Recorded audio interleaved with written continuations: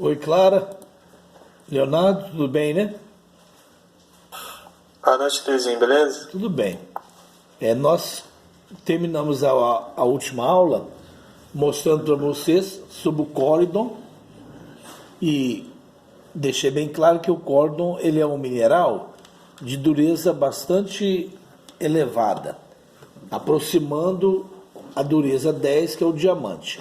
Ele é dureza 9, mas esse 9 para 10 não é muito perto, não, é muito maior do que vocês possam imaginar. Mas ele é um mineral duro, tanto é que ele é usado como material cortante, que são lixas. E aqui você tem o próprio córdon bruto, meio azulado, e esse, que no caso que não é líquido, não dá para lapidar, ele vai ser moído e transformado em lixas de alto gabarito.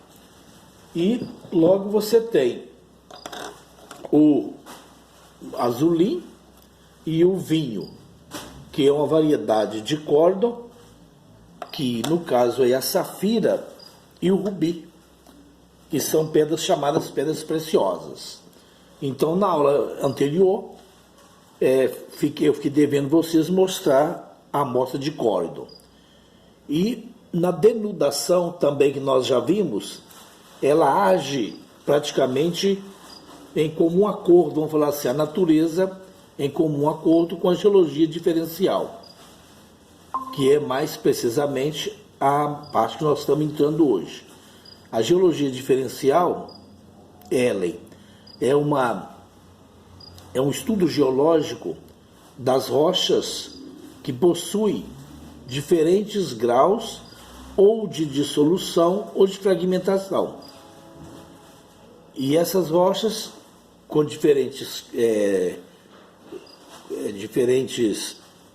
formação, pode acontecer de estar próximo da outra, uma com a variação de dissolução em proporção à outra, que nem todas as rochas se dissolvem com a mesma intensidade. Eu cheguei até a dar um exemplo. Você coloca uma alita, a alita dissolve com maior facilidade. A hematita praticamente não dissolve. É só com o passar de muitos anos. Então, à medida que há o contato entre duas rochas com diferente grau de dissolução ou de fragmentação, aí vai havendo a separação, que é a lixiviação, que nós tratamos, no caso, quando estudamos a denudação.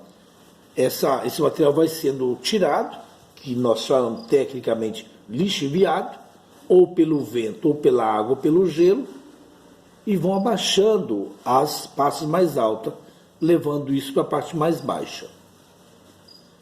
A partir daí é que entra a geologia diferencial associada com o intemperismo. Tudo isso aí está relacionado ao intemperismo, que é o intemperismo físico, onde a água vai dilapidando juntamente, ou separado, ou juntamente com o vento. O gelo nós não podemos falar não, porque o Brasil praticamente não tem a parte geológica do gelo. É mais a água e o próprio vento. E vai batendo hoje, tirando um pouquinho amanhã, então vai transformando isso em figuras imaginárias. Eu cheguei até a falar o Pão de Açúcar. E imagine há milhares de anos atrás como que era o Pão de Açúcar. Era, vamos falar assim, um quadrado. À medida que a água vai caindo ali, o vento, aí vai transformando numa cúpula, em formato do final, da ponta de um pão. Por isso que chama Pão de Açúcar. São figuras imaginárias. Se eu consigo ver uma ponta de formação, que nós chamamos de afloramento da rocha, se eu consigo ver um dedo, às vezes você vê um pé. Então são figuras imaginárias, onde vão sendo trabalhados dia a dia, e com o passar desses milhares de anos, dá essa formação. É muito comum o arenito, que o arenito ele é mais fácil de ser retirado. Imagine um arenito próximo a uma formação de basalto. O basalto vai ser mais difícil da água tirar. Já o arenito vai sendo dilapidado, ele vai sendo lixiviado e vai dando essas figuras, igual vocês viram a formação de Vila Velha, lá no Paraná, que deu até um formato de um cálice. Por que isso aí? Porque o vento está na mesma altura e mesma direção.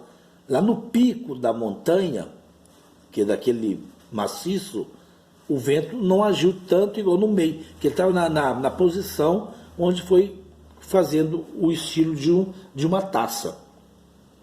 Consequentemente, o vento muda de direção e tira um pouquinho de um lado, tira do outro, e vai dando aquela cintura, vamos falar assim, no maciço rochoso. Isso se tratando de vento. Lá nessa região, foi uma região sedimentar, tanto é que faz parte da bacia sedimentar do Paraná, onde o fundo era arenito e houve um movimento tectônico que empurrou esse arenito. E logo que empurrou esse arenito, ele ficou suspenso.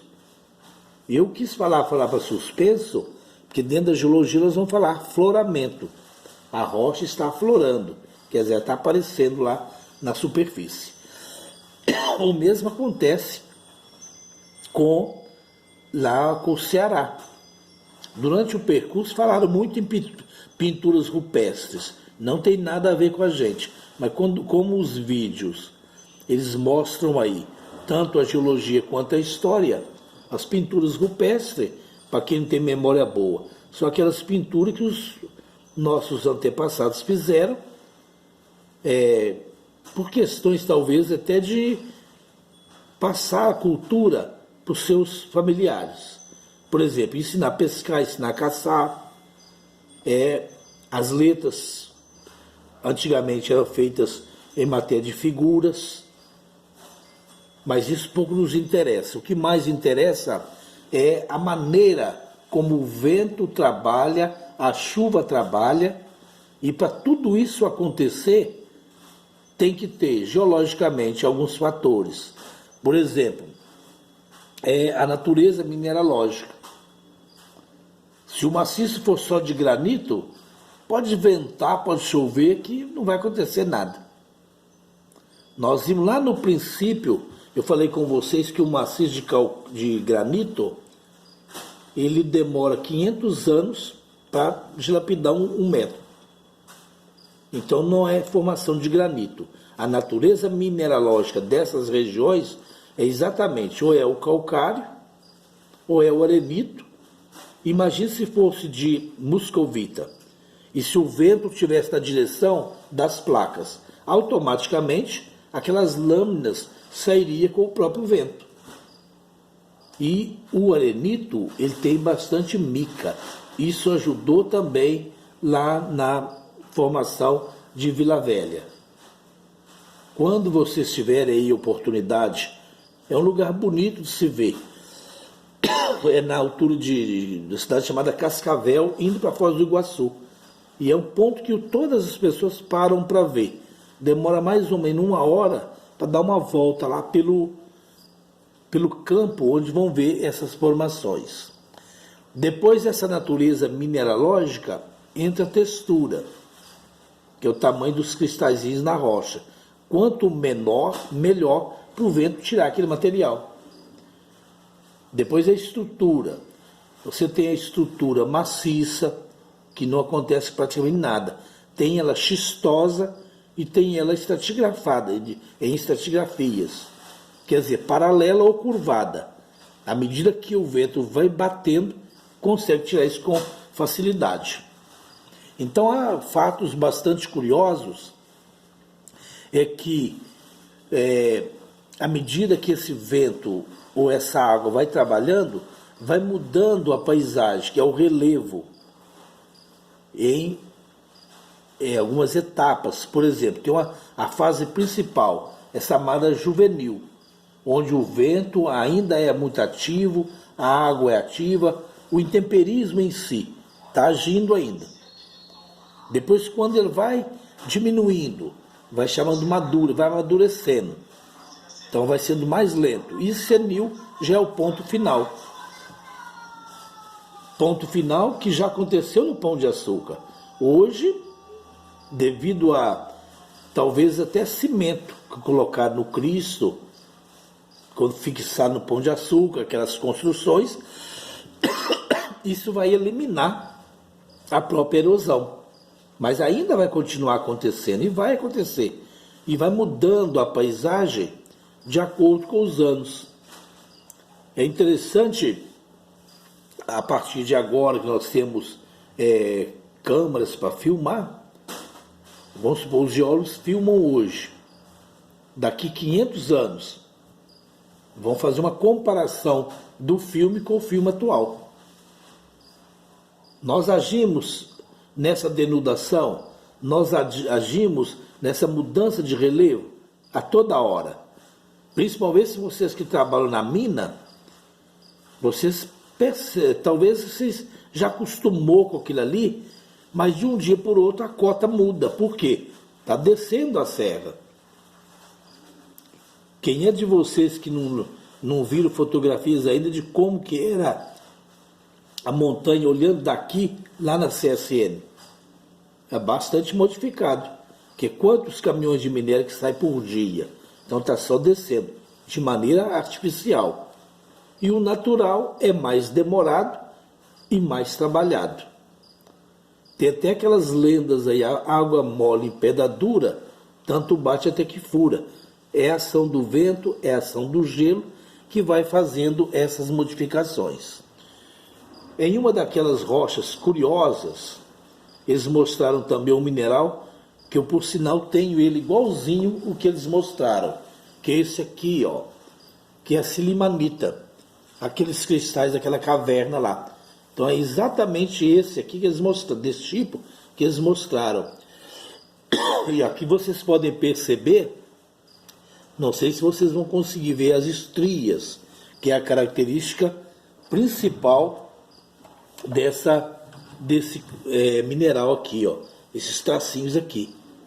E o brilho também bastante, ó, aqui dá para vocês perceber também o brilho vítreo. Então isso aqui é a silimanita, o nome do mineral, silimanita. Ele é um material bem macio e é da mesma família da gipsita. Tem até uma aparência de gipsita. É o mesmo processo formado por evaporação.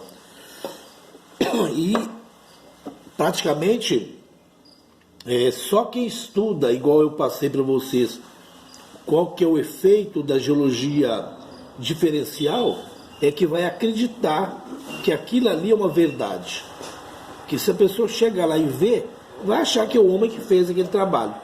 Mas podem acreditar que são efeitos dessa geologia diferencial, que é uma lixiviação dos materiais de acordo com posição, que é a textura, estrutura e a composição mineralógica. Tá bom? Dá tempo de vocês fazerem alguma pergunta aí. Se quiserem, eu tô aí. Viu, Poliana, Ellen? Ok, o professor, mas a natureza caprichou demais, né? Não, cada lugar bonito. Não, dá vontade da gente sei lá, interesse da gente ter o bolso bem cheio pra gente ir nesses lugares, não dá? Realmente são muito bonitos mesmo. São formações geológicas que são feitas